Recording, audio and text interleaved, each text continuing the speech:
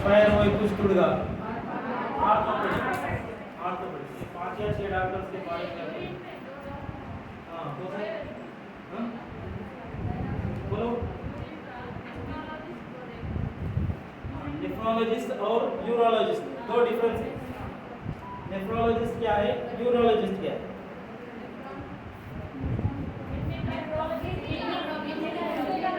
Kidney का है तो किडनी यूरिन से ताल्लुक है। हाँ नेफ्रोलॉजिस्ट और यूरोलॉजिस्ट अगर से कुछ भी सूजन है किडनी पे या पेशाब में जलन है तो हम यूरोलॉजिस्ट पे जाते हैं। नेफ्रोलॉजिस्ट ऑपरेशन करता हो, सर्जन और एमडी दोनों डिफरेंट है। ऑपरेशन करने वाला अलग रहता है, खाली गोलियां लिख के देने वाला अलग रहता है। तो नोट्स लिख देते, नोट्स कहाँ तक? नोट्स लिखने के बाद रिमेनिंग अपन कंटिन्यू करेंगे। लास्ट पॉइंट बोलो।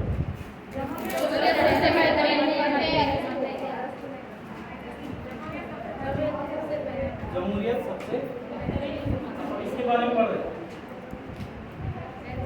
ये लिख दिए, ये लिख दे क्वेश्चन। तो यहाँ एक पॉइंट लिखना था, ड्राफ्टिंग कमेटी में 7 आदमी मुझे लिखे ना, 6 प्लस 1 7 हो गए, तो सातों के नाम लिख लेंगे।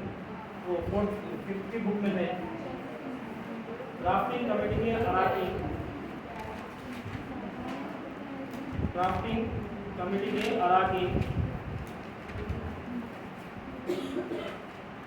एक तो अंबेडकर, अब उनका नाम लिखने की जरूरत नहीं है, लिख लेते। ड्राफ्टिंग कमेटी के अराकी मुल्क के एक अंबेडकर,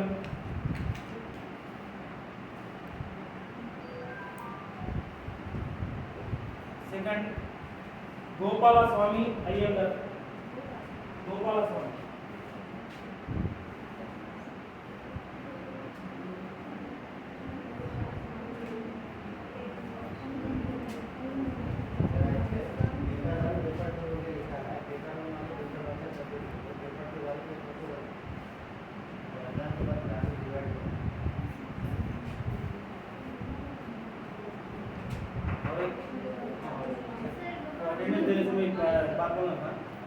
जो सिलेबस पढ़ा रहा हूँ पेपर 1 के लिए पढ़ा, पेपर 2 रमज़ान के बाद। अब जैसे ही हिंदुस्तान का दस्तूर पढ़ाया था, हिंदुस्तान का दस्तूर में और थोड़ा इजाफा है, 8th क्लास में आकर चलो ज़्यादा रहता है, ये सिर्फ 5th क्लास का है और 6 7 में थोड़ा जो कमेंट करके है वो मिला के पढ़ा।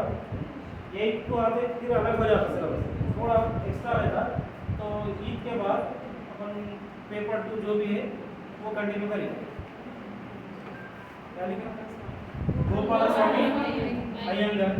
थर्ड वन अल्लाडी कृष्णस्वामी, अल्लाडी कृष्णस्वामी की सनम, अल्लाडी कृष्णस्वामी अय्यर, इसका अल्लाडी कृष्णस्वामी अय्यर।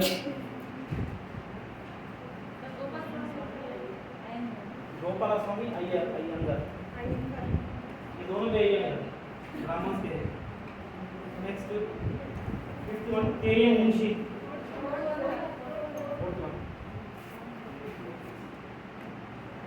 फर्स्ट अंबेडकर लिखेंगे, second Gopala Swami, third Alladi Krishnaswamy, K Munshi. Next K Munshi, K Munshi. Next Syed Mohammad Saadulla, Syed Mohammad Sadulla.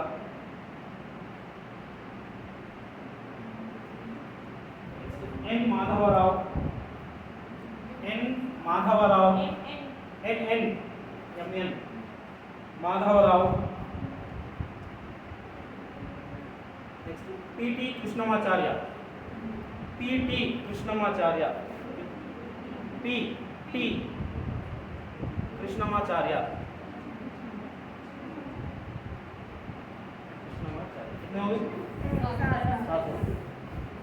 Ambedkar को छोड़ दिए तो 6 रहे। ये कर लिखा तो 6 हो गए। 5th के लेसन में अगर से पूछा तो पूछ सकता है, उसमें जेल में कौन नहीं है वो लोग पूछ सकता है। 3 नाम देके एक दूसरा नाम दे सकता है।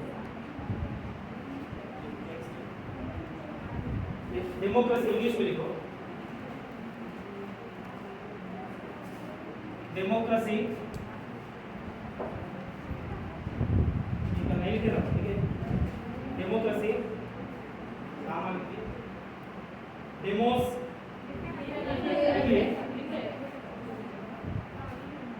डेमोस और रशिया से अक्स किया गया है।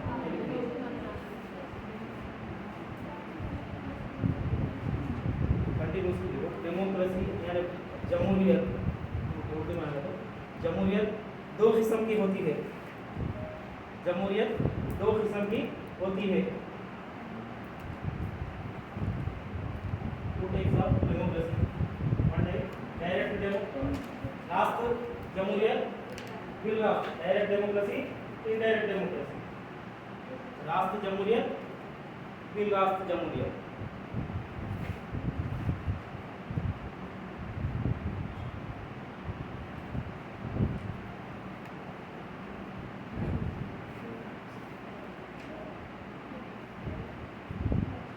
स्पार्टा और एथेंस में, स्पार्टा और एथेंस में,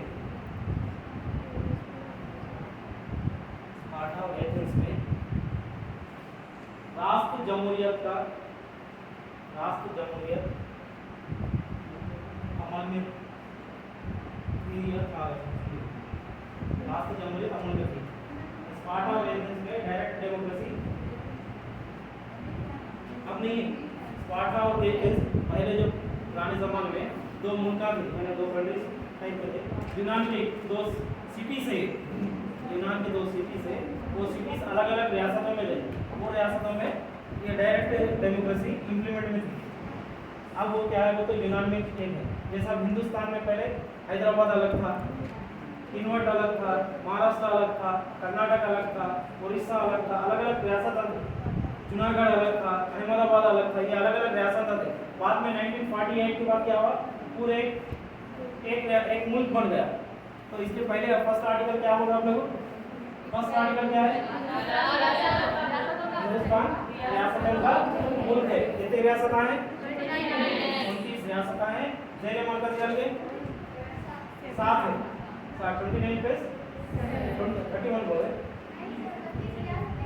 हाँ 29 रियासतें हैं और मरकज़ में 7 है।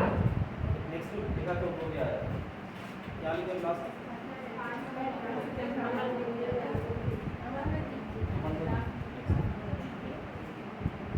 मुल्क का सरबराह, मुल्क का सरबराह अवाम से मुंतखब होने वाला नुमाइंदा हो तो, मुल्क का सरबराह अवाम से मुंतखब होने वाला नुमाइंदा हो तो उसे जमहूरिया मुल्क कहते हैं।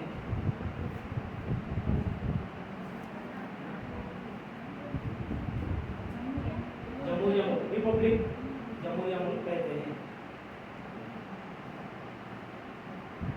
ब्रैकेट में लिखो, मौरिसी बादशाह या मलिका नहीं होना चाहिए, मौरिसी बादशाह या मलिका नहीं होना चाहिए। वो तो नहीं, वो तो इलेक्शन में ठहर सकते, मुल्क का सरबराह ये दोनों में से नहीं रहना, इलेक्शन में ठहर के जीत के तो बन सकते।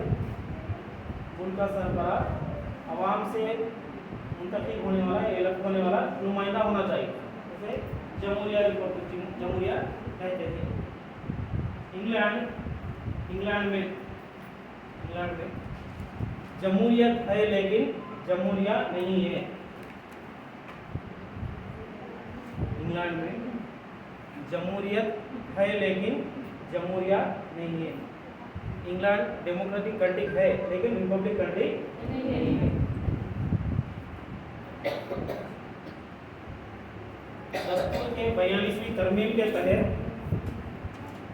दस्तूर के 42वीं तरमीम के तहत 42 अमेंडमेंट ब्रैकेट में 1976 के तहत, ब्रैकेट में 1976 सोशलिस्ट और सेक्युलर, सोशलिस्ट और सेक्युलर को दस्तूर में शामिल किया गया। वहाँ पर विभाजन में लिखा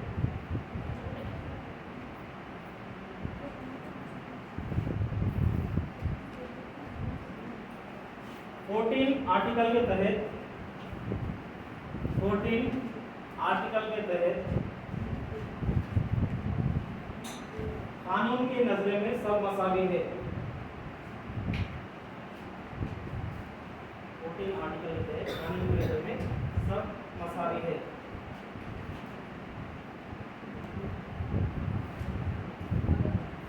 आला इक्वल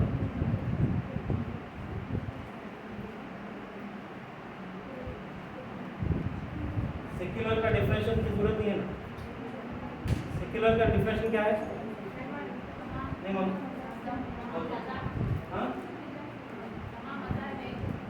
गैर मजहबी मुल्क को सेक्युलर कहते हैं। गैर मजहबी मुल्क को सेक्युलर कहते हैं। गैर मजहबी मुल्क, गैर मजहबी मुल्क, गैर मजहबी मुल्क को ब्रैकेट में हुकूमत की कोई मजहब नहीं होता। ब्रैकेट में हुकूमत का कोई मजहब नहीं होता। हिंदुस्तान में हुकूमत को कोई मजहब है नहीं है ना। गैर मजहबी कोई मजहब नहीं होता। गवर्नमेंट का कोई मजहब है नहीं है। गवर्नमेंट का कोई मजहब नहीं है।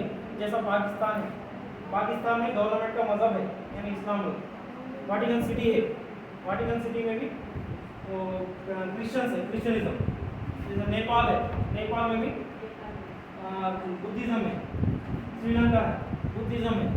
ऐसा वहाँ थोड़े मजहब है, वो मजहब सिर्फ वहाँ उन लोग हुकूमत कर सकते हैं। यहाँ पर वैसा नहीं है ना। मुसलमान भी जाके प्राइम मिनिस्टर बन सकता, प्रेसिडेंट बन सकता नहीं बन सकता।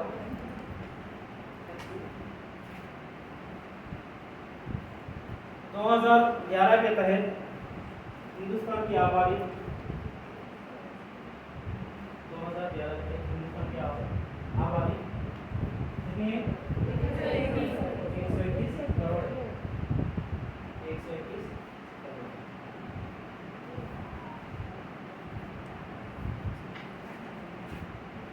और उसमें कंटिन्यू और 1652 जबानें हैं। 1652 जबानें हैं,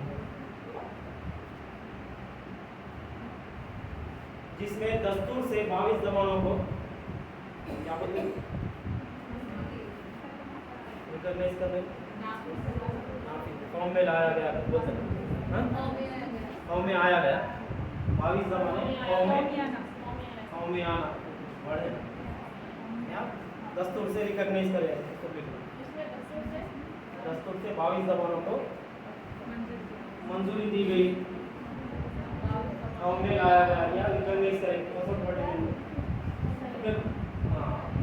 क्वेश्चंस कैसे रहते? मल्टीपल चॉइस रहते। खाली आइडेंटिफाई करना है।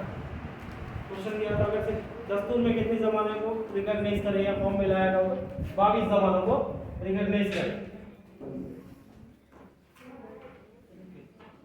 हिंदुस्तान की आबादी में 80% हिंदू, 80% हिंदू, 13% मुसलमान,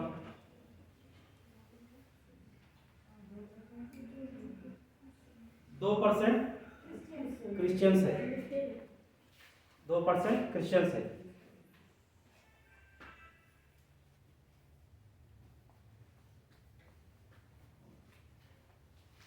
जैन मत, नेक्स्ट प्लीज। जैन मत, और तो सर बुद्ध मत,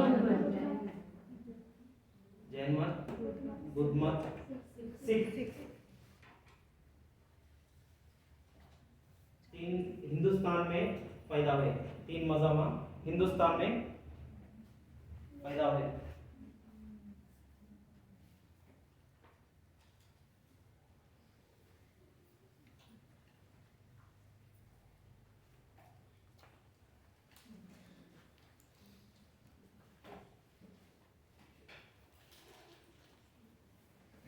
दस्तूर में दस्तूर अमल में लाए वक्त दस्तूर को अमल में दस्तूर में इब्तिदा में 395 आर्टिकल्स थे।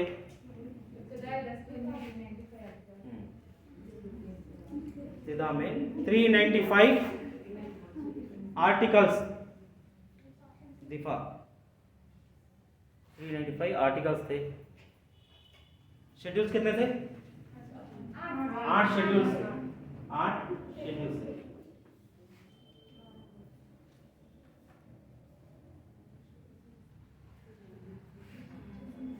मौजूदा दस्तूर में 444 आर्टिकल्स 12 शेड्यूल्स है। मौजूदा दस्तूर में 444 आर्टिकल्स 12 शेड्यूल्स है। यानी पार्ट दस्तूर को अब जैसा सोशल है, सोशल की बुक को अपन पहले, अब तो नहीं है, पहले क्या करते थे 4 पार्ट में डिवाइड करते थे, एक ज्योग्राफी, हिस्ट्री, सिविक्स, इकोनॉमिक्स, वैसे पार्ट्स बना दिया अलग अलग।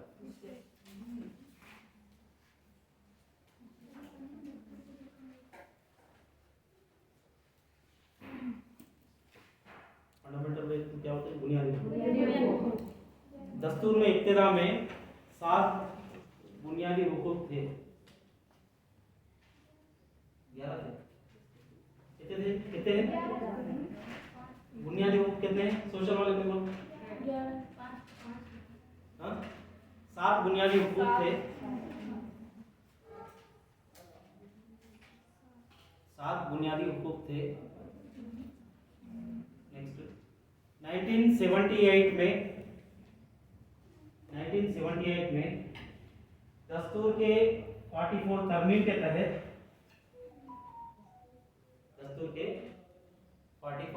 के तहत जायदाद के हक को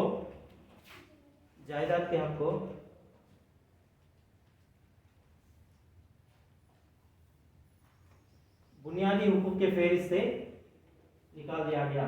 क्या होता है? हज़फ किया गया, निकाल दिया गया या हज़फ किया गया। बुनियादी हुकूक के फेहरिस्त से निकाल दिया गया। अब कितने हैं बुनियादी हुकूक? 6। अब मौजूदा दस्तूर में बुनियादी हुकूक 6 है। वो एक लिख लो।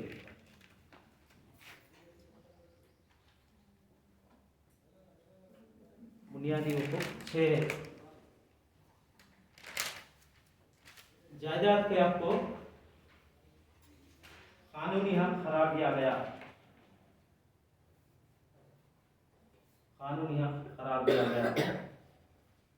पहले क्या था? अपन बुनियादी हुकूक में थे, कितने भी प्रॉपर्टी कमा ले सकते, कुछ भी कर सकते, गवर्नमेंट को बताने की जरूरत नहीं। लेकिन अब गवर्नमेंट को कंपलसरी बताना है, अपने इनकम कितना आ रहा, कितना जा रहा, पूरा बताना है। टैक्सेस आयात होते ना, गवर्नमेंट को पैसा आना हो तो टैक्सेस आयात करना पड़ता है। और टैक्सेस के लिए इनकम टैक्स, स्पेशली जो इनकम टैक्स है, ये इसके तहत अपन कितने भी बिल्डिंग बना लेते हैं, कितने भी कर लेते हैं, वो तो नहीं होता, वो कंपलसरी बताना है। और इलीगल काम चलते रहते हैं। ड्यूटीज को क्या बोलते हैं? Fundamental duties. दस्तूर में 10 फराइज है। दस्तूर में 10 फराइज है। वो पेपर 2 में अगर कोई फराइज कहाँ से लिए, कौन से सुबह पूरा सिलेबस, हम यहाँ इसमें जरूरत नहीं है। 10 फराइज है।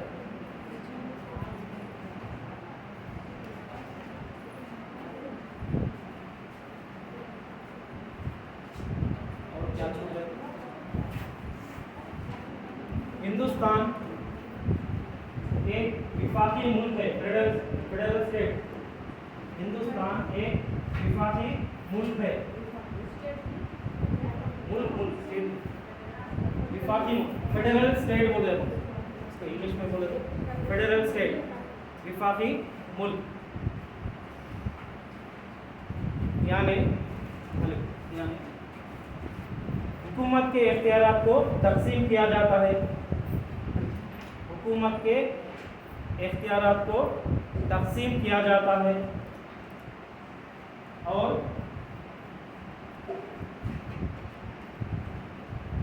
दोहरी शरीयत होती है। दोहरी शरीयत होती है।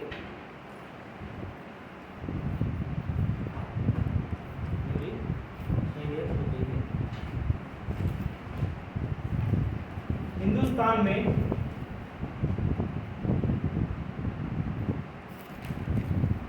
एक शरीयत का एक ही शरीयत कॉन्स्टिट्यूशन एक शरीयत अमल में है। हिंदुस्तान में एक शरीयत अमल में है। ब्रैकेट में 1955 सिटीजनशिप एक्ट बोल के लिखो। 1955 सिटीजनशिप एक्ट 1955 सिटीजनशिप एक्ट।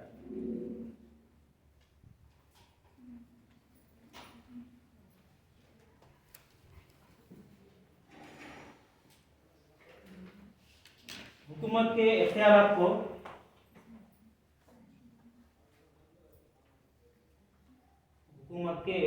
को तीन फहरिस्तों में तकसीम किया गया है। तीन फहरिस्तों में तकसीम किया गया है। तीन फहरिस्तों में तकसीम किया गया है। एक मरकजी फहरिस्त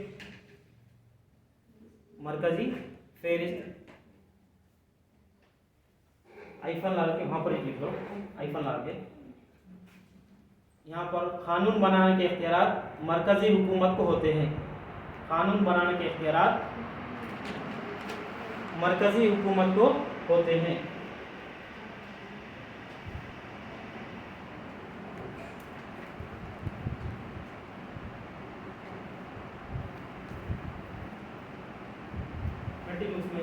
मुल्क दिफा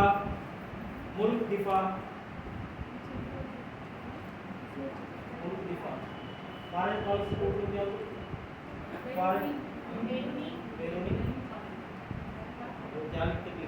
फॉरेन पॉलिसी मुल्क दिफा foreign policy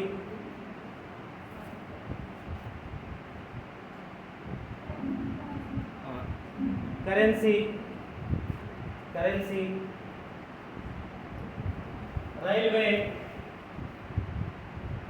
railway post office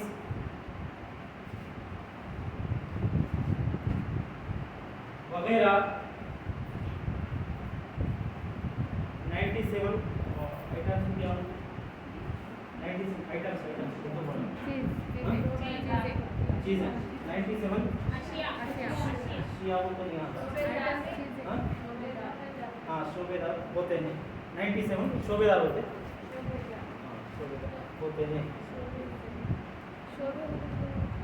शोबेदार 97 शोबे होते हैं।